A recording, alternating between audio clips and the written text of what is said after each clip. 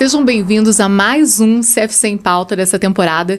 E hoje estamos super honrados com a presença da Cláudia Silvano, quem não conhece a Cláudia, diretora do Procon desde 2019, e veio falar hoje pra gente sobre como tornar essa relação entre os centros de formação de condutores e seus alunos mais justa e mais equilibrada. Cláudia, seja muito bem-vinda hoje ao nosso programa. Muito obrigada pelo convite, poder estar aqui com vocês, esclarecendo as dúvidas, né? Que eventualmente o pessoal tem, e trago um abraço do secretário Valdemar Bernardo Jorge, secretário da Justiça e Cidadania. O Procon é vinculado à Secretaria da Justiça, então nós estamos felizes aí em poder fazer esse bate-papo com vocês. Que bacana, felizes estamos nós, né, em poder te receber aqui. E hoje, doutora Olga Zanoni aqui com a gente, e também doutor Gustavo Martins, e a gente com muitas perguntas hoje, porque tem muitas curiosidades, o Centro de Formação de Condutores mandaram muitas perguntas aí hoje, né? Tem gente tem CFCs até de Minas Gerais, algumas cidades de Minas Gerais mandaram perguntas pra gente. Então vamos começar, que o Gustavo tá super ansioso para fazer uma pergunta que mandaram pra gente aqui. Manda lá, Gustavo. Bom, a Cláudia é icônica, né? Dispensa apresentações, né? Todo mundo aqui do Paraná conhece a Cláudia, e fora do Paraná também, e fora que é uma pessoa que tem um conhecimento de direito, né? Advogada, e sabe muito de direito do consumidor, então vai poder nos ajudar, como a Carla falou, a transformar essa relação entre CFC e consumidor mais harmônica, né? A gente selecionou aqui algumas questões que são as questões mais debatidas entre o aluno e o CFC, que é aquelas que levantam mais dúvida, né? Pode, não pode, enfim, às vezes são submetidas à apreciação do Procon. A primeira delas, e que eu acho que está ali no top, né? É aquela relacionada à exigência de aulas complementares após o cumprimento da carga horária mínima. Então a legislação de trânsito prevê uma carga horária mínima de 20 horas aulas para a primeira habilitação, e depois que a pessoa cumpre essas 20 horas aulas, às vezes ela é submetida, né? Às vezes não, ela sempre é submetida a uma avaliação do instrutor, e às vezes pode ser que ela ainda não esteja apta e o instrutor faça um planejamento pedagógico solicitando para ela mais 2, 5, enfim, mais algumas aulas. E as pessoas às vezes entendem que isso é uma venda casada, que isso é abusivo, enfim. Qual que é o entendimento hoje do Procon, Cláudia? Se você concorda que isso traz para dentro do Procon hoje muitas reclamações nesse sentido? Bem, essa questão é uma questão delicada, porque ela tem um pano de fundo, que é a percepção que o consumidor ou que o aluno tem em relação a esse tipo de prestação de serviços, que nem sempre é uma percepção positiva, né? Então você tem essa percepção que não é exatamente positiva, tem alguma desconfiança em relação do aluno em relação à prestação do serviço, né, pelas autoescolas. Esse é um primeiro ponto. O segundo ponto é a insegurança do aluno, né? Eu acho que além da questão de ensinar a dirigir, é preciso que as empresas estejam preparadas também para dar esse suporte emocional de alguma maneira. E aqui eu vou fazer até um depoimento pessoal rapidamente. Claro. Eu teoricamente, agora eu não sou mais, né, habilitada para dirigir moto, para pilotar moto. E eu me lembro que no meu exame, a instrutora, ela foi tão acolhedora, que eu tenho certeza que esse acolhimento, isso faz 50 anos atrás, ela me ajudou a ultrapassar aquele medo pelo acolhimento. Então, acho que esse é um ponto fundamental. Aí, respondendo a tua pergunta, então a gente tem esse pano de fundo que não é exatamente positivo, né? Vocês lidam com mais do que a vontade do aluno em tirar a sua carteira, tá? É preciso que o instrutor, quando ele faz essa avaliação do aluno, identifica a necessidade de mais aulas, que haja muita transparência, né, na comunicação para o aluno em relação a essa necessidade. Sabe? Por que você precisa? Vamos lá. Vamos sentar aqui, eu vou te explicar tintim por tintim. Olha, você fez... Quantas aulas são necessárias? 20 aulas práticas. Na primeira habilitação. Tá, então você fez 20 aulas. Nas primeiras 5 aulas, você deixou o carro morrer todas as vezes, né? Nas 5 aulas seguintes, você já não deixou o carro morrer, mas você bateu o carro nos limitadores, né? nos protótipos. Então, isso tem que ser dito para o aluno. Para quê? Para que ele veja que não. há necessidade sim, essa necessidade ela se cumprida, ela vai me auxiliar na aprovação e, enfim, a conquista da carteira. Esse é o ponto. Inclusive, a gente até falou, desculpa te interromper, que a gente falou sobre isso no primeiro programa, né? Onde a instrutora Ana estava aqui com a gente, ela até falou sobre a importância da gente ir trabalhando com o aluno durante toda a carga horária, essa necessidade de que eventualmente ele vá precisar fazer mais alguma aula ou não. E não isso se tornar uma surpresa para ele, né? Sim. Na última aula, a gente descobrir que de repente ele vai ter que fazer aulas adicionais. Porque se tornar inevitável a busca do PROCON para uma situação como essa, que isso é perfeitamente possível acontecer, ele vai lá reclamar, o CFC quer mais aulas, né, o instrutor. Eu acho que esta ficha, na hora da defesa, né, do CFC, eu acho que essa ficha, essa avaliação, eu acho que vai, com certeza, vai ter um peso lá na defesa dessa relação, não é isso? Sim, com certeza. Até porque, veja, em regra, quem tem que comprovar que o aluno não está apto, né, para, enfim, fazer o teste é a autoescola. Então tem, assim, e eu vejo muito, quer dizer, não é o instrutor que ele tem, sei lá, 20 alunos por dia, não sei quantos alunos o instrutor dá conta. Uns 8, 5 por dia, de 5 a 8 por dia. Pronto, ele tem que saber que aquele cara é o João, que o João na primeira aula, ele não vai saber isso de cabeça. Tem que ter um documento. Tem que ter um documento, uma ficha de avaliação a cada final de aula, né? Ou seja, o aluno não pode ser tratado como mais um, não pode ser essa coisa industrial, né? Não é. O serviço da autoescola, ele requer alguma personalização, né? Isso que você falou é bem legal, porque assim, às vezes o CFC acha que por ser, tá na lei, eu posso pedir aula, eu posso solicitar, é minha competência, então eu posso fazer isso de qualquer maneira. Não, e daí a gente trata de algumas coisas, né? Credibilidade, que é o que você falou, né? Você ter credibilidade com o teu aluno, né? Ele entender que você está fazendo um trabalho profissional, empatia, né, de você entender que muitas vezes você também precisa ser empático com aquela pessoa que está aprendendo, né, em todas as vezes, e transparência, né, de você durante todas as aulas explicar. A ficha de avaliação, a gente está batendo nisso faz algum tempo, desde o primeiro programa, ela é extremamente necessária para a transparência, para que o aluno ele saiba o que está acontecendo com ele, qual que é a evolução pedagógica dele desde o começo. Porque se chegar no final ele precisar de mais 5, 8 aulas, não, mas está aqui na tua ficha de avaliação, toda a tua evolução, essas são as tuas faltas. E eventualmente, numa reclamação, é isso que o CFC vai levar para o processo administrativo junto ao PROCON, para mostrar o porquê daquela solicitação de aulas, além da carga horária mínima. Sim. Acho que é uma informação importante, relevante, doutora, aqui no Paraná, embora não deveria ser, mas o que acontece? O examinador fica fora do veículo durante o período de baliza. Na rua não tem o que fazer. Mas durante o período de baliza ele fica fora do veículo. Então já aconteceu inúmeras vezes que aquele aluno que não está pronto, preparado, colidiu com outro carro, derrubou muro. Então, isso tudo a gente também tem que pensar, né, para liberar um aluno que não está completamente preparado para um exame, né? Mas daí tem uma questão bem importante, né? Aonde diz tudo isso? No contrato. Então, assim, o primeiro lugar isso, né, dessa pergunta vem inúmeras outras, né? Mas como é que a gente vai ter essa transparência com o aluno, nessa relação de consumo entre CFC e aluno, se a gente sabe que tem muito CFC que não tem o mínimo, que é o quê? Um contrato de prestação de serviços que diga tudo isso para o aluno, né? Que ele saiba de todas as obrigações dele, dos deveres dele, dos direitos dele, dizendo, olha, você tem uma carga horária mínima, mas pode ser que você precise de mais aulas. Então tudo isso tem que estar no contrato. E aí você deve pegar vários casos no PROCON que alguns fornecedores não têm contrato. Né? Mas assim, olha, é inadmissível nos dias de hoje, né? Dada a complexidade das relações, a quantidade das relações, que não tenha, que não seja documentado. E hoje é muito fácil, né? Só voltando um pouquinho na questão do aluno que eventualmente não performa como deveria, que tem um problema, olha, você acelera quando tem que... Sei lá, tá me vindo na cabeça, tô me pensando como aluna aqui, né? Hoje você conversa com o aluno por WhatsApp.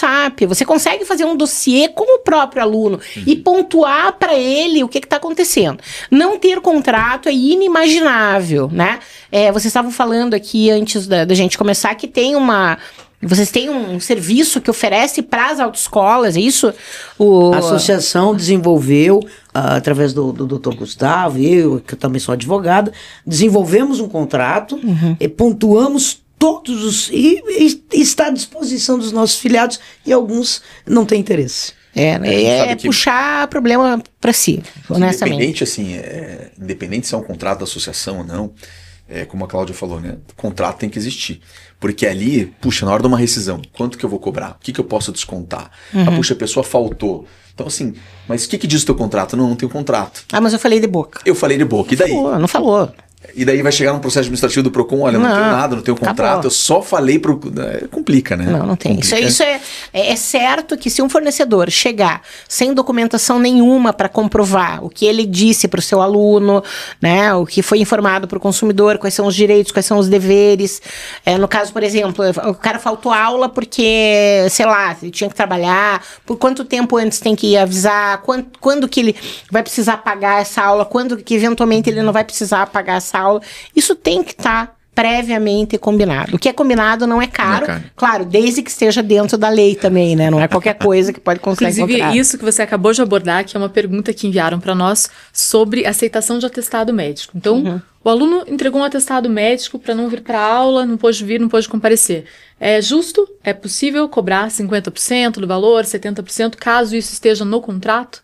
É legal isso? Olha, se é um atestado médico, é uma questão de saúde. Uma questão de saúde se sobrepõe a qualquer outra...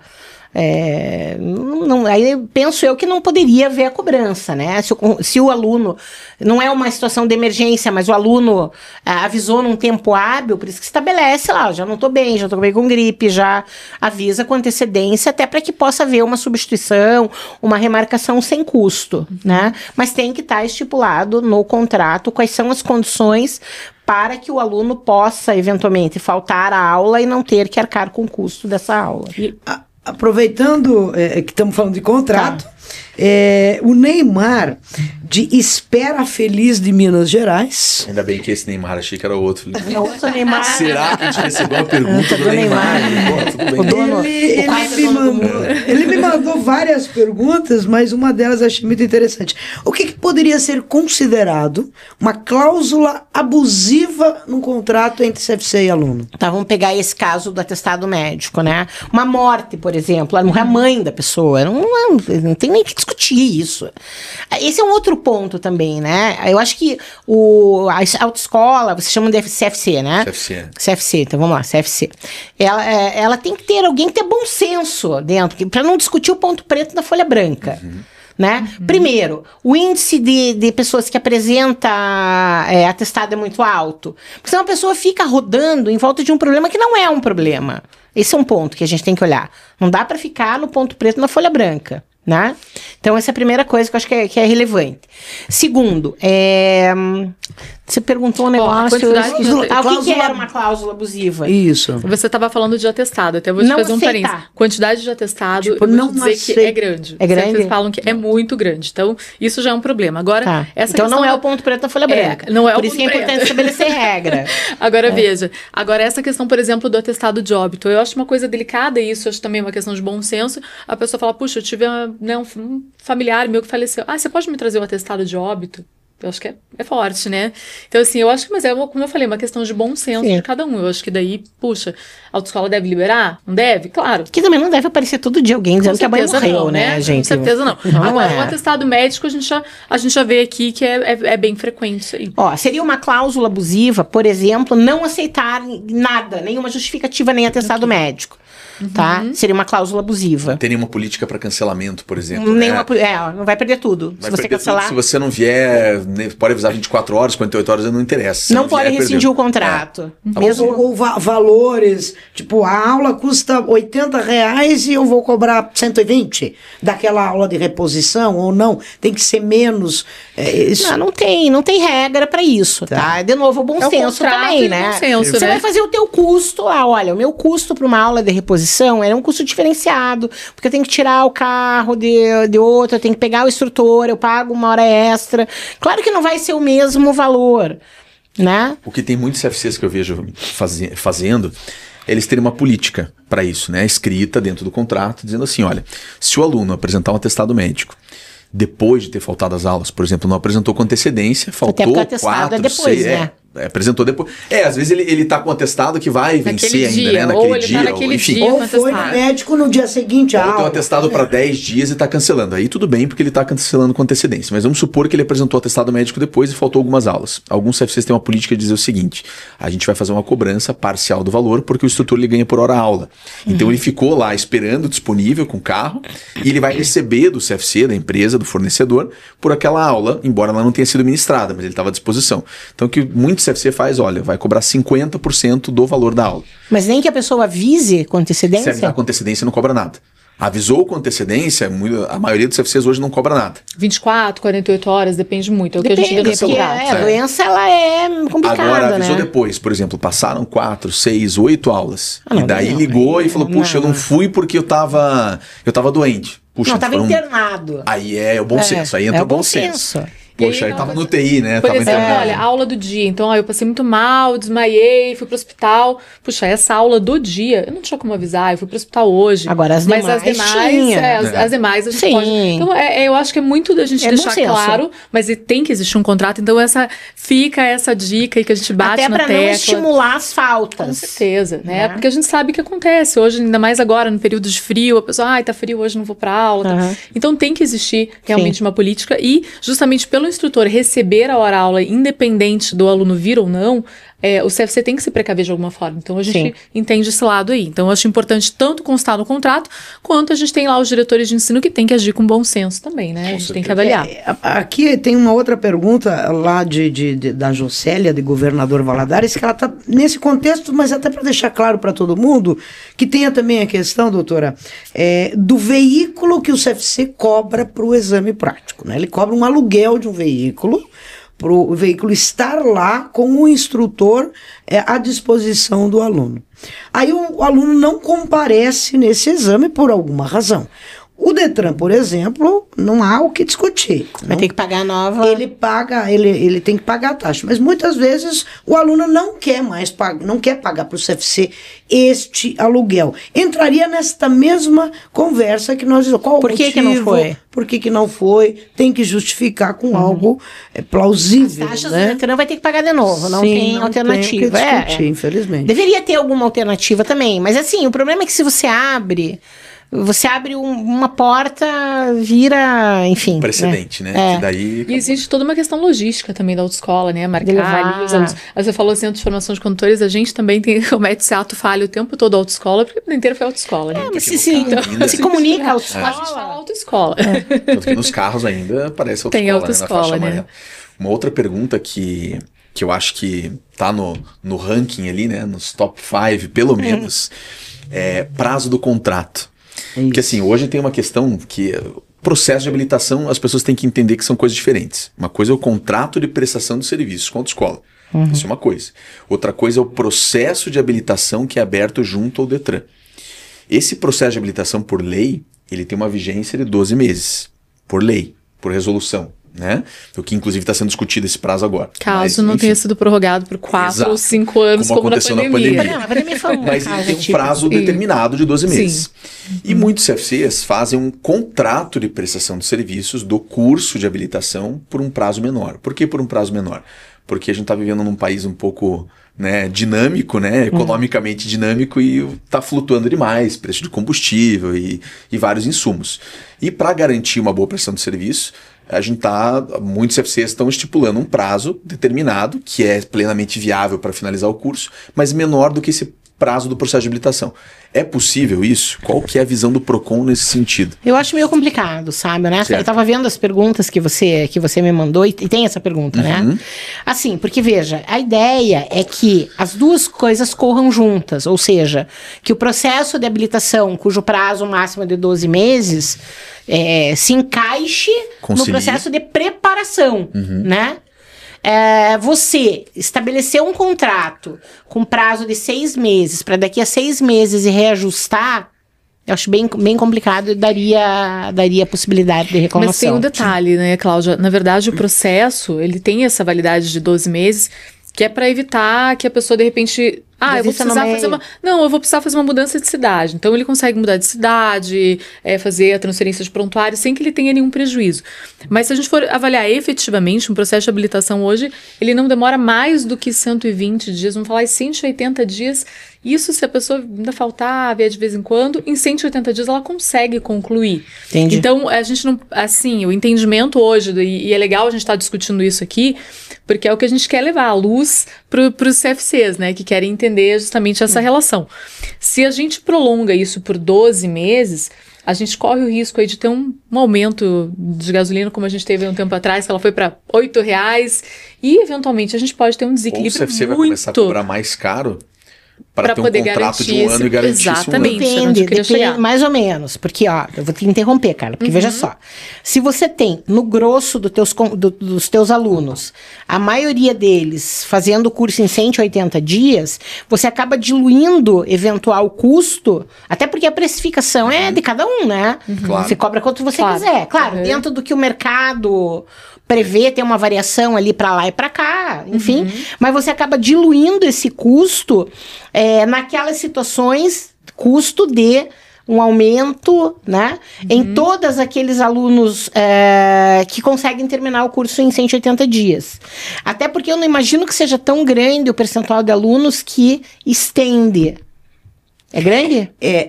Eu vou te falar que... Então não é 180 dias. Eu vou te falar, o atestado e essa questão do aluno que estende, quando a gente verifica o aluno que estende, normalmente é aquela pessoa que realmente, eu comecei o curso, nossa, lembro que tem um curso aí, mas faz quanto 6 meses. Que é isso? É 10%? 20%? Olha, eu confesso pra você que não é o número que a gente tem aqui, né? Até porque a gente hoje atende como advogados também, a gente atende vários centros de formação de condutores no Paraná e fora, né, daqui. Então, a gente aparece em muitos casos pra nós, mas quando aparece, a gente verifica que são casos assim. A pessoa teve um afastamento, foi transferida. Uma desiste. Pronto, né? Desiste, mas é pequeno, o percentual é pequeno. Não vamos colocar isso como sendo realmente um número absurdo, expressivo, né? Expressivo. Aí você dilui porque senão você está passando o risco do negócio para o consumidor duas vezes. Porque aqui, sei lá, 80%, vamos botar fazer uma conta de padeiro, que 80% dos meus alunos, eles terminam o curso em 120 dias. Sabe? Tá dentro da média. Eu vou te colocar numa saia justa aqui. Não uso saia. Não vai mesmo. Vou te colocar num pijama justo. Vou te colocar num pijama justo. Manda. O Código Civil, ele possibilita que um contrato de prestação de serviço ele tenha um prazo determinado. E, via de regra, não existe nada na legislação que vincule o prazo do processo de habilitação com o prazo do contrato de prestação de serviço. O que eu vejo que o CFC teria que dar é um prazo razoável no contrato dele que pudesse... Que o candidato pudesse iniciar e terminar o curso. Se não fosse razoável, aí seria, inclusive, leonino, né? Seria abusivo.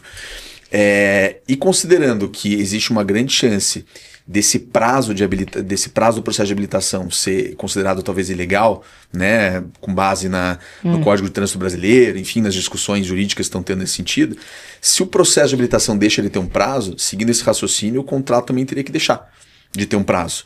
E a pessoa ficaria, o candidato ad eternum, dentro do CFC. Não, porque a ideia do aluno é começar a fazer e terminar de fazer. Assim, de novo, acho que vocês focam muito no ponto preto na folha branca. Tudo bem, o Código Civil tem essa possibilidade, de fato, de você ter um contrato por prazo determinado. Mas será que à luz do Código do Consumidor você não teria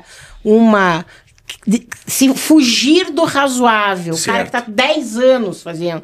Não, mas aí é completamente atípico.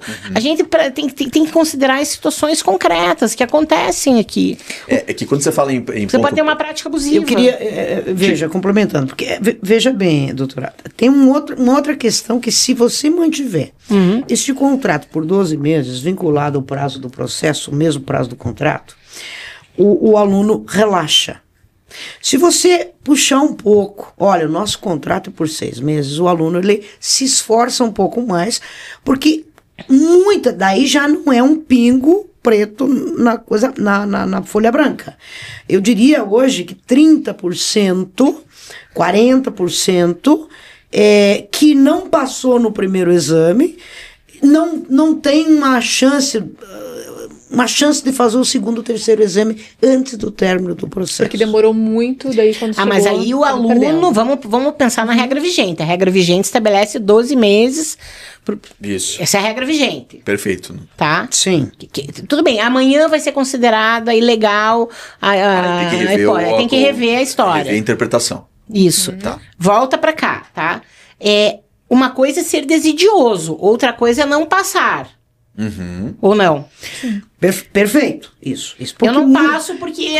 Por que eu não passei? Vamos lá. Eu preciso de mais aula? Então, exatamente. Então tem até uma pergunta aqui da Jocélia, da Jocélia também, de Governador Valadares, que ela quer saber sobre isso. Porque ela já teve casos dentro do CFC que o aluno terminou esse prazo de 12 meses.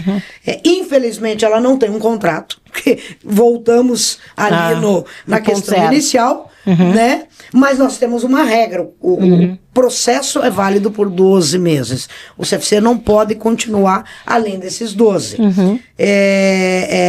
Então, e o aluno não passou no exame, aí tem que analisar tudo bem, mas não passou, o CFC prestou todo o seu serviço, ele não passou, e agora ele quer o dinheiro de volta. Não, mas daí não. Porque...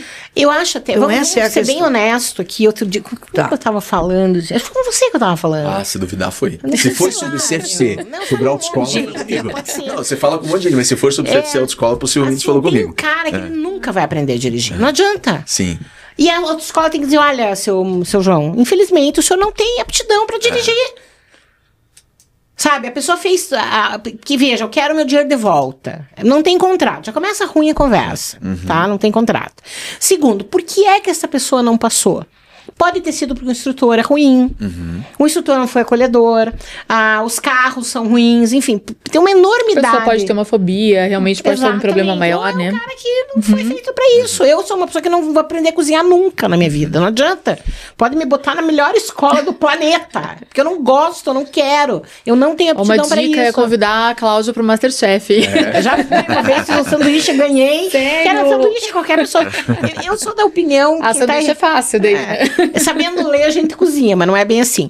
Então, veja, por que ele está pedindo dinheiro? Tem que entender por que a pessoa está pedindo dinheiro. Que pode ser, inclusive, pelo fato de não ter aptidão. Ou pode ser um problema... Ou porque ele achou que, de repente, o serviço não foi prestado a contento. Isso, neste ponto, o que o PROCON analisa? O serviço foi ruim, então tem que devolver? Como é que não, Como depende. é que é dessa Depende forma? do caso concreto. O consumidor vai chegar, olha, o Gustavo, o cara é grosso, eu fico super nervosa, ele me trata mal... eu pergunto, não me responde, eu respondo atravessado, dá respostas secas. É claro que essa pessoa Mas ele deixou passar as 20 aulas para daí depois chegar a essa Então, mas depende do caso concreto. Isso que a Cláudia tá falando é legal. Então, eu tô provocando as suas respostas justamente pro CFC entender. Tudo tem que ser documentado, tudo tem que ser, né? Chamar o papel do diretor de ensino é importante também, chamar os alunos, né? O aluno, viu que na terceira aula o cara não deslancha. Isso, então tudo isso é importante. Isso que a Cláudia falou é legal, porque assim, lógico, tudo é caso a caso, né? Às vezes a pessoa vem que nem advogado, né? A gente é advogado, às vezes vem uma pessoa e conta uma história, você calma. Não é bem Deixa assim. eu ver. Ou ela vem resumir um processo. Quem já não te pediu opinião sobre um processo? Você vai ver, não é nada daquilo. Não, mas olha, veja, eu tenho direito. Não, peraí, mas o advogado que está me atendendo hoje, ele acho que ele perdeu um prazo, ele não fez tal coisa, daí você vai olhar o processo. Não, mas não é bem isso, né? Então, assim, por isso que é caso a caso. Uma coisa muito importante, eu vejo que o CFC, o fornecedor, entender como é feito esse processo administrativo, como ele se inicia e o que acontece, o que é uma notificação do PROCON, né? Porque às vezes a pessoa fala assim, vamos partir de alguns pressupostos. Primeiro, o contrato do CFC é um contrato hoje de meio, não é um contrato de resultado. Então, se a pessoa não passar, não é por isso que ela tem que ter o dinheiro de volta, porque é um contrato de meio. Mas o que é um contrato de meio? É um contrato onde eu me obrigo a prestar um serviço, mas tem que ser um bom serviço. Né? Se eu prestar um mau serviço, ele pode pedir o dinheiro de volta dizendo que houve má prestação de serviço e por isso ele não está contente, ele quer o dinheiro de volta. Mas o fato de por si só ele não passar no exame... Não significa que? Não significa que ele não atingiu o resultado que ele queria e que ele merece o dinheiro de volta. Claro. Mas esse caso a caso, ele vai ser analisado no processo administrativo. Então, só para a gente entender, para a Cláudia explicar para a gente como que funciona hoje, como é que inicia-se um processo administrativo no PROCON, ele vai até onde? Desculpa, Cláudia, pode interromper? Antes de, esta tua resposta vai responder a pergunta da Nádia, aqui de Colombo, do Paraná, do CFC de Colombo, que tá, a pergunta dela está nesse contexto. Então, Nádia, escuta aí. Então, veja, o que acontece quando o consumidor chega ao PROCON? Ele vai trazer minimamente documentos que comprovem a relação de consumo. Um contrato. A gente atende consumidor que não traga um contrato, atende. Se ele tiver um comprovante de pagamento, né? Claro, se ele tiver um contrato, a reclamação dele fica mais robusta. Por isso, de novo, né?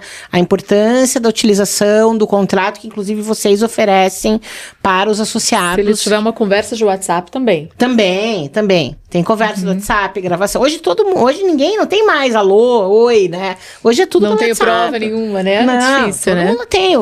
Viu? Tem um cara que tá com uma câmera gravando. É isso. É isso. E isso é importante até para as pessoas saberem, né? E a gente reforça muito isso para eles. A importância de atender bem todo mundo. Porque hoje é justamente isso. Não adianta a pessoa... eu dei um atendimento, mas ninguém vai saber. Não, é como você falou. Hoje as pessoas têm acesso, estão gravando, tem prova. E aí, ela chega lá no PROCON com isso aí para você. Fez na triagem. Fez o relato. O relato. Aí a gente vai acolher essa reclamação, né? Tem alguns endereçamentos que a gente faz. O endereçamento carta, que manda uma carta que ela tem mais ou menos a formatação de uma petição inicial, a qualificação, né, do consumidor, do fornecedor, o relato do consumidor. Olha, eu fui na autoescola do Gustavo e o carro que me deram era um carro quebrado. Certo. Acontece isso. Sim. Né? De ter um carro que o problema é no carro, não é no Não vai pra pessoa. não é no candidato ao motorista, nem no... Quero o dinheiro da minha aula de volta. Quero o dinheiro da minha aula de volta. Quero a reposição da aula, porque... Enfim. Perdi, sei lá, 30 minutos o mecânico lá tentando fazer o carro pegar. Isso não é uma prestação de serviço, né? Quero meu dinheiro de volta. Esse é o relato do consumidor e o pedido que ele faz. O pedido é: eu quero meu dinheiro de volta. Tá? Aí a gente vai notificar o CFC. Ou a notificação vai por carta, se ele tiver o arroba, que a gente chama, que é o recebimento por carta, ou a gente marca uma audiência. Aí depende do PROCON. Como tem gente até de Minas aqui, depende de onde você esteja. Tem PROCON que liga, tem PROCON que manda carta por correio, e tem PROCON que marca audiência. Isso não faz muita diferença. A ideia é que na resposta, primeiro, né, vem alguém com ânimo de resolver. Não importa se é pessoalmente, se é audiência, se é não uma mandar resposta. aquele preposto para cumprir tabela, né? Falar assim, não, só vai lá para cumprir tabela. Olha, não sabe nem o que tá acontecendo. Pegaram na rua o cara. É. Por 30 você vai fazer uma audiência. Não fala lá nem no português, PROCON. né? Não fala nem português, exatamente. Fala outra língua que não é português. Não sabe o que é, não tem alçada de nada. Assim, aí já se perde uma enormidade de oportunidades de resolver o problema. Tem uma questão que eu acho que é bem relevante, que é o seguinte: quando um consumidor vai ao PROCON, de regra, primeiro ele reclama na empresa. Sabe? Essa era uma pergunta aqui que eu recebi, justamente isso. Como é que você entende isso? O cliente deve primeiro procurar o fornecedor ou direto pro PROCON? Não, primeiro o fornecedor. Até porque para não movimentar toda essa máquina do PROCON à toa. Essa questão aqui, até relatando da Nádia aqui de Colombo, houve essa tentativa entre o aluno, o CFC, não houve acordo, o aluno não entendeu. Porque aqui é o seguinte: o processo venceu. Ele não tem mais o direito de fazer mais exame, porque a regra é essa. Ele queria duas coisas: queria o dinheiro de volta, porque ele não concluiu, e queria também, ou que a autoescola desse as aulas avulsas para ele aprender, para dentro, ou seja, e aí a autoescola nem pode mais dar aula avulsa, porque venceu a carteirinha, a LADV. Então é isso. Então eles tentaram, aí parece que o CFC apresentou uma defesa, e mesmo assim o PROCON trouxe para conciliação. Então, houve o esclarecimento anterior. Mesmo assim, é chamado as partes para conciliar? Dependendo da situação, sim. Dependendo da situação, sim. Porque tem uma questão que eu acho que é bem relevante, que é o seguinte, ó. É fazer conta, tá? Então, vamos imaginar que esse consumidor... Bom, primeiro ele falou com a empresa, não resolveu. Aí ele foi para o PROCON, certo? O PROCON mandou uma carta, ele não aceitou. Terceiro, foi marcada uma audiência. Né? Que é o segundo momento aqui no PROCON. Qual que é o custo disso? Isso custa. Não né? só para o Estado, como para a empresa, né? Para o Estado, ok, mas para a empresa custa. Vai encaminhar alguém, vai perder tempo. Não, parece que nesse segundo contato houve, assim, tipo, ele respondeu a carta, né? E mesmo assim, e apresentou todas as justificativas. Entendi. E mesmo assim foi marcada audiência, né? Porque às vezes a gente vê a necessidade de marcar audiência. É a oportunidade também E outra, tem mais uma questão, né? Não pelo fato de a empresa ter apresentado esclarecimentos, a impugnação, o consumidor precisa aceitar. Então, se ele não aceita, ele pode insistir, eu acho que numa aproximação em audiência. Dizer, não, quero sentar aqui e quero conversar. Mas quando eu falo em fazer conta, se esse consumidor for para o judiciário, isso acaba virando uma conta grande para a empresa. Então, será que não vale a pena resolver o problema? Quanto que custa, né? Olha, custa mais eu ter que contratar um advogado, eu ter que fazer, do que resolver ou devolver o dinheiro para o consumidor. Então, o caminho, o PROCON ainda é o caminho mais barato. Com certeza. Sem dúvida. E assim, uma outra questão importante. Então, assim, ele fez porta de entrada, foi lá na triagem, fez a reclamação gerou uma notificação, essa notificação possivelmente gerou uma audiência, as partes se aproximaram, tentaram conversar e de repente foi infrutífera, não deu certo, não conseguiram conciliar. O fato de não conseguir conciliar não significa que a empresa será multada. Isso, é isso que eu ia te falar agora. Aí esse processo ele vai seguir para o jurídico do PROCON. Ele primeiro passa, ele passa pela própria audiência que faz uma análise de encerra ou dá continuidade. Tem uma primeira análise do conciliador. Tem. Não é o conciliador, daí é o chefe da audiência, o advogado que faz essa análise. Não, é uma situação que realmente o consumidor não tinha razão, a gente tentou chegar a um denominador comum, mas o consumidor não tinha razão, então foi encerrado. Aí morreu, né? Aí isso não impede que o consumidor judicialize, tá? Certo. Isso é um âmbito administrativo, então estamos esquecendo o judicial. Por isso que tem que olhar também, porque tem um consumidor que daí vai pro juizado. Vai pro juizado. Mas se, por exemplo, vocês derem seguimento nisso internamente, para qual setor vai? Jurídico. Esse jurídico ele pode penalizar o CFC e qual que é o montante estimado de uma multa? Vai de quanto até quanto? 900 a 12 milhões. Claro, 900 reais a 12 milhões. Perfeito. Claro que tudo vai depender da capacidade econômica, do dano causado ao consumidor. E tem muitas pessoas perguntam, né? Quando chega a notificação do PROCON, tem um relatório econômico que vai junto, né? Preciso preencher? Não. Então, assim, o relatório... Quer dizer, não. Não, o relatório econômico, ele vai, acredito que para isso, né? Para eventualmente numa multa, saber se você se enquadra nos 900 reais ou nos 12 milhões, né? 900 não vai ser, tá? 900 parte disso, na pena base, é um dos componentes para o cálculo, mas vai ser mais do que isso. Mas o relatório econômico serve. Vai ser mais do que o aluno pagou. Perfeito, mas o relatório econômico ele serve para isso. E aí, eventualmente, a empresa levando essa multa, ela pode recorrer? Como tem a possibilidade de recurso, a instância recursal é a Secretaria da Justiça, que pode manter ou pode, não, é insubsistente a reclamação, encerra e resolve, enfim, né, acabou o problema. Ou, não, é subsistente a reclamação, a multa permanece, aí ou paga ou vai para dívida ativa. Né? E mais uma pergunta aqui que o pessoal está curioso para saber. Essa questão da triagem, né?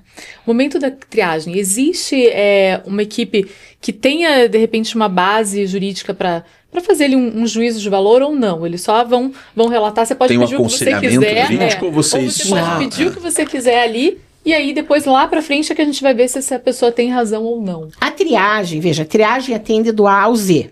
Do cara que comprou uma agulha ao cara que comprou um avião, tá? É claro que nenhum PROCON tem uma triagem que seja tão robusta.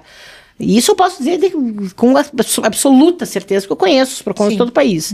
Que vá conhecer no detalhe toda a legislação. É muita lei. É impossível. É impossível, né? É muita coisa. No caso das CFCs, a legislação ela é vasta, ela é meio complexa também. Então, assim, ele faz um juízo mínimo de admissibilidade. Um juízo mínimo, tá? Essa reclamação, então, tem andamento e pode chegar numa audiência até o encerramento, a menos que seja uma coisa óbvia, né? Do cara chegar e dizer assim, olha, eu não fui mesmo, não avisei e quero meu dinheiro de volta. E fala, infelizmente, a gente diz muito não para consumidor, dizendo um pouco diferente a resposta, né, do que você está perguntando, não, vocês aceitam tudo. Não. Tem muitas situações em que a gente diz, o senhor não tem direito, por isso, por isso e por isso, né? Agora, dizer que conhece profundamente, até porque não é o papel da triagem, né? Ela faz um juízo mínimo de admissibilidade e a gente vai vendo, mas isso causa um prejuízo para a empresa que tem que levar, mas faz parte do jogo, gente. Né? E isso não significa também, desculpa, Olga, eu te interrompi de novo aqui, isso não significa, só para a gente fechar nosso raciocínio, que se eventualmente a empresa recebe uma notificação, é porque ela está errada. Não, é porque a pessoa procurou a triagem, ela vai se defender. Então, assim, muitas pessoas entendem isso. Olha, o meu cliente foi no Procon e eu recebi uma notificação, então eu estou errado. Não, você recebeu uma notificação para que você possa apresentar a sua defesa. Né? Isso é importante. Eu acho que essa questão, inclusive, concluindo aqui a Nádia de Colombo, eu acho que foi bem esclarecedor, porque assim, você explicou muito bem. Vocês atendem de A a Z. Ou seja, CFC é apenas um segmento de toda essa vastidão de relação de consumo. Não tem como o Procon conhecer juridicamente todas as questões. Na triagem não, né? Exato. Então, mas daí depois sim, daí vai analisando e tal, bacana. E aí, aproveitando aqui a questão de mais uma pergunta aqui, que aproveitar a minha palavra, embora seja de Espera Feliz de Minas Gerais, o Neymar, a pergunta, mas vamos colocar aqui no Procon do Paraná, né, que é a área de atuação. Teria como nos dizer quais que seriam as reclamações mais corriqueiras ou repetitivas aí em relação ao CFC? Ou não tem? Olha, vou dar uma boa notícia para vocês, tá? Não é uma área que tenha muita reclamação. Que ótimo. Em outros momentos foi pior, mas hoje eu acho que vocês, de alguma forma, conseguiram ultrapassar aquela percepção negativa. O que eu quero dizer quando eu falo em percepção negativa? Todos têm telefone celular aqui. Sim. A percepção que a gente tem em relação aos operadores de telefonia não é positiva, mesmo. É negativa. Então, tem determinados segmentos do mercado que, infelizmente, por um comportamento até que foi provocado pelas empresas, não tem uma percepção. Algo cultural lá de trás, né? Acaba tendo uma imagem ruim. Mas acho que isso vem mudando ao longo do tempo. Não é uma coisa, nossa, tem reclamação todo dia. Não tem reclamação todo dia. Muito pelo contrário. Não é um segmento absurdamente reclamado. O que é um ponto positivo, né? O que traz o consumidor? Essa questão das aulas, eventual reprovação. Porque, e aí, de novo, a gente saber lidar com a frustração. As empresas têm que saber lidar com a frustração. Porque o aluno, quando eu sou professora de curso preparatório. Inclusive, foi minha professora. Já faz uns 20 anos, mas... Desculpa, 2 anos. Quando é 20, você tira 0. A Cláudia foi minha colega. Colega de sala, né? Quando você tem um aluno que reprova, não, a responsabilidade não é dele. A responsabilidade é de quem preparou ele. É frustração isso. E é algo que tem que ter dentro do CFC alguém preparado para lidar. Falou assim, olha, e dizer pro cara por que ele reprovou. Eu acho que isso tem que ser falado, né? Acho que falta essa expertise. Porque essa deveria ser a figura do diretor de ensino, né? Que existe no CFC. E esse deveria ser o papel dele, de sentar, realmente, vem cá, vamos conversar, vamos ver tua avaliação, isso aconteceu por isso, você ficou nervoso, o que aconteceu? Com certeza, tem que existir isso, né? O que fica bem claro pra mim de tudo isso que a gente tá falando aqui, que a Cláudia falou, e é um dos motivos também que a gente vê que o Código de Defesa do Consumidor, são regras gerais, né? Não são regras tão fechadas, são regras gerais. Por quê? Porque a gente tem que analisar caso a caso. Então, assim, tô com um problema no meu CFC. Vai ter que sentar com o aluno, vai ter que sentar com o consumidor e entender. Porque não adianta você falar assim, ele pediu dinheiro de volta. Mas por quê? Foi uma prestação de serviço? Foi um problema? Não foi? Foi uma questão dele? Então, assim, só que hoje as pessoas talvez às vezes não queiram, né? Perder esse tempo, né? Investir esse tempo sentando com o seu consumidor, entendendo o porquê que ele está querendo dinheiro de volta, por algum outro motivo, o que acaba encarecendo muito depois, né? Quando ele vai para o Procon, vai para o judiciário e assim por diante, né? Fora o impacto reputacional, porque hoje o consumidor, quando ele tem uma experiência negativa, Você falou de Colombo, né? Eu não imagino que tenha muitas CFCs em Colombo. Deve ter poucos. Ou até Espera Feliz, né? Espera Feliz. Coisa linda, né? Aliás, Minas é maravilhoso, né? Não deve ter 20 CFCs, não? Deve ser uma cidade pequena e tal. Assim, o impacto reputacional é ruim. A gente tem que pensar nisso também. Eu me preocupo muito em relação ao PROCON. Uma crítica negativa que a gente recebe, sabe? Assim, não dá para responder com fígado. Você falou do diretor de ensino. O diretor de ensino, ele tem que ter um fígado... Em dia. Ele não pode responder com fígado. É o cara que vai, ele toma pra ele a crítica. Não, a crítica às vezes é construtiva. Ela permite que se identifique um ponto, uma falha, enfim, e oportunize melhorias. E hoje uma coisa que a gente também tem que entender, e tem o lado bom e o lado ruim disso, é que o cliente hoje ele vai pra rede social. Então, assim, tem o lado bom que as pessoas descobriram que elas têm voz e que elas podem sim reclamar, que elas têm os direitos delas, mas tem o lado ruim, onde às vezes isso expõe o fornecedor, né, de modo a realmente acabar com a reputação dele. Eu vou até tentar não entrar nesse assunto, porque um dos assuntos que eu mais gosto é esse de liberdade de expressão, o que pode, o que não pode, enfim, né, fazendo nas redes sociais. Inclusive a gente tá tendo discussão agora no STF A Olga tem uma frase para isso, né? Isso merece mais um podcast. Mas nós vamos deixar para um dia para discutir só esse assunto específico, para a gente deixar agora falar dos contratos, mas esse assunto eu acho que ficou muito claro aqui para todos que o CFC precisa estar munido de documentos, de informações para apresentar a sua defesa, porque pedir é igual na justiça, né? Pedir, você pode pedir, agora ganhar que são elas. O papel aceita tudo. Né? Então eu acho que é importante, eu acho que essa nossa conversa também enfatiza a necessidade do CFC documentar mais, né? Tem que profissionalizar. Contrato, exato. E nessa questão de profissionalizar, aproveitando esse podcast, nós estamos lidando, ainda não é obrigatório, não sei se no Paraná vai ser, em alguns estados é obrigatório, mas a gente vai trabalhar com uma espécie de plataforma aqui no Paraná, em que o aluno e o instrutor, eles vão ter uma relação já dentro de uma tecnologia, né, Gustavo? Em que não vai precisar mais ficar preenchendo aquela fichinha, então vai usar um tablet, um celular, em que ele vai avaliando, o aluno depois vai acessar e ele mesmo vai olhar de casa. Poxa vida, eu errei isso aqui, eu preciso melhorar nisso. Então, a ideia é a gente melhorar nisso também. A digitalização do processo pedagógico, né? Transformar, deixar isso mais online, né? Até pra gente sair do papel, né? Embora a gente goste do papel, né? A gente gosta do desenho. Mas a juventude quer entrar no aplicativo e olhar como é que ele foi no dia da aula. Buscar. Só pra gente finalizar, uma questão bem importante do contrato, duas questões bem importantes que as pessoas perguntam, que eu vejo, né, às vezes em consultoria. Primeira, rescisão de contrato. O que eu posso cobrar? O aluno pediu a rescisão de contrato dele.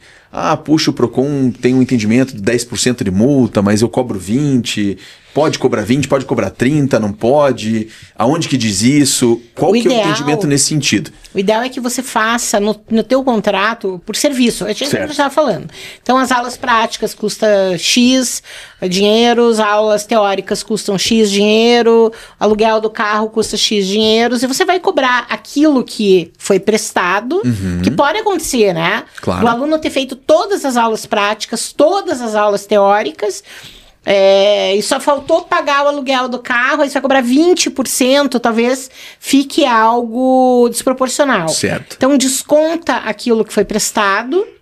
A gente sempre defende 10% do que falta, né? Então, se você coloca por custo, fica muito mais fácil você estabelecer. Eu vejo alguns CFCs às vezes fazerem assim, poxa, se for no início do processo, a gente cobra 20% no início do curso. Se for no final do curso que você está pedindo a rescisão, faltou pouca coisa, a gente cobra 10%. Então ele proporcionaliza às vezes a multa. Tá, mas e se ele prestou todo o serviço? Se ele prestou todo o serviço, não tem rescisão, né? Porque daí ele... Mas tem execução. Só o teste. Então, daí ele vai cobrar 10%. Né? Então assim, ele fala, se você me pedir rescisão no começo do processo... Mas e quando que é começo? Então, Aí daí tem que normalmente no supor, contrato, né? no contrato é estipulado, né? Até tal fase do processo, Aí sim. é 20%. Passou dessa fase, já tá mais pro final, você pedia 10%. Mas assim, só para entender, hoje o entendimento do Procon, lógico, que é um entendimento sempre que vai tentar proteger mais o consumidor, é normal. É proporcional ao que falta. Tá, certo. Sempre é 10%. proporcionalidade. Esse é o entendimento do que seria Sim, razoável. do que seria Tá. razoável. Outra coisa, ainda relacionada Mas à a decisão. multa, segundo o Código Civil, pode ser até de 100%. Exato. Mas aí é desproporcional. Exato, mas daí é um entendimento, eu concordo também.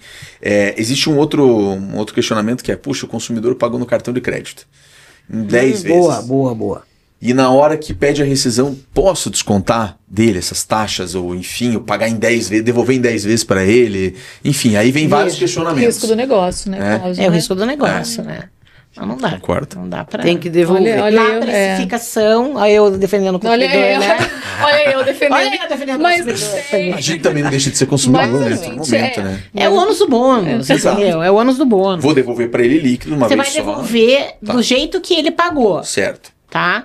No caso do cartão de crédito, você vai devolver através do cartão de Posso crédito. fazer o estorno do cartão de crédito, ele vai receber na fatura dele. Isso. Tá? Até porque ele não tem culpa da operadora que você escolheu de cartão de crédito, da é uma taxa, taxa de juros alta. que você tem. Não, e Esse aí tem um detalhe ainda, né? Ele nem vai conseguir estornar esses pagamentos, porque tem muito CFC que antecipa o pagamento. Então ele vai ter que resolver isso. Vira uma bagunça. Então. Vira uma bagunça. Gente, vocês E não aí têm os noção 10, de quantas 20%. perguntas tem aqui ainda e a gente já tá acabando o ter que podcast. Vou fazer um segundo round. Vamos ter que fazer o Vamos. segundo round. Tem que fazer o segundo round. Como a gente fez aqui com o doutor Adriano Furtado, né? Quando ele veio, a gente tem que fazer 2 programas, porque eram muitas perguntas. E vai ser Mas muito eu legal. acho que muitas questões aí eu acho que ficaram muito claras, né? Isso que a gente sempre Olga, insistiu. deixa eu te falar.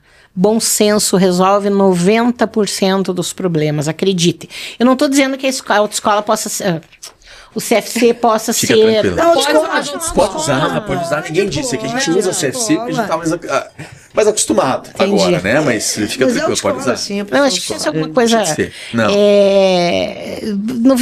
Tem que estar documentado, tudo bonitinho. Assim, sabe? Falar, olha, tá aqui, foi por isso, 10% mas eu é quero contrato resolver. e 90% é bom senso, é isso, Cláudia? Ah, e tem mais uma coisa que eu lembrei e não falei na hora. Se você pode ter acertado 90% e errado 10%, resolva, porque você errou 10%. Tá? O que eu quero dizer com isso? Eu recebo, então vamos lá, foi marcada uma audiência, aí vem lá o advogado que foi contratado pelo CFC, ele faz uma petição, 4 folhas desqualificando o consumidor. Que assim funciona, tá? 4 folhas, o que se perdeu de tempo, de energia, porque esse cara, ele pode continuar a ser teu cliente ou indicar para alguém, depende da relação que você vai ter com esse consumidor, né? Mas não, a ideia é sempre o embate, nunca dialogar. Nunca ouvir a outra parte, porque muitas vezes nas audiências o consumidor fala coisas que surpreendem o próprio fornecedor, que não sabia de processos internos equivocados dentro da sua empresa. É mais barato resolver, né? Nossa Senhora. Senhora. Tem um ditado que fala, a gente usa muito na vida pessoal isso, quer ser feliz ou quer ter razão, né? Nossa Senhora, casamento. Funciona muito isso. Quem não usa Eu só isso? quero ser feliz. E eu acho que isso cabe também nas relações Claro. de consumo, né? Hoje eu não atuo mais como advogada propriamente dita, né? Faço um outro tipo de trabalho, consultoria e tal. Mas na minha época, eu era chamada de advogada dos acordos. Eu sempre ligava para outra parte, né? E propunha um acordo, porque você evita, o teu cliente evita o estresse. Tô falando do judiciário, não do PROCON, mas no final das contas é a mesma coisa. Existe o estresse de ir lá no PROCON, existe o custo de contratar um advogado e existe essa questão, esse prejuízo social de você ter um cliente, porque um cliente fala... Insatisfeito fala para muitos, né? Um cliente insatisfeito fala para 50. O satisfeito fala para 1. Mas o insatisfeito vai fala contar pra para todo mundo. 5. Vai Tá, Cláudia, vocês vão me prometer que vai ter outro? Eu ficaria aqui conversando com o Cláudio horas. Vou dar prova hoje para meus alunos. Não, Ficar então, pro final. não deixar nada. Então, olha, se vocês Um me aluno no prometerem final. que a gente vai fazer outro, Aí eu prometo que eu encerro. Convite aceito. Gente, foi um prazer enorme ter você aqui, Cláudia. Eu tenho certeza que a gente conseguiu tirar muitas dúvidas hoje, orientar muitas pessoas, né? E as dicas são aquelas que a gente acabou de falar. Tenha um contrato, atenda melhor o seu aluno, tenha empatia com o seu cliente. Eu acho que isso é essencial. E a gente tá aqui aberto sempre. Tem alguma dúvida, manda pra gente lá pelo Instagram do CFC em Pauta. Assista nossos vídeos lá no YouTube. E logo mais, então, a gente vai ter, então, espera que eu tenho certeza que vai ter uma parte 2 aí desse programa. Muito obrigada e até o próximo CFC em Pauta. Valeu, gente. Obrigada pelo convite.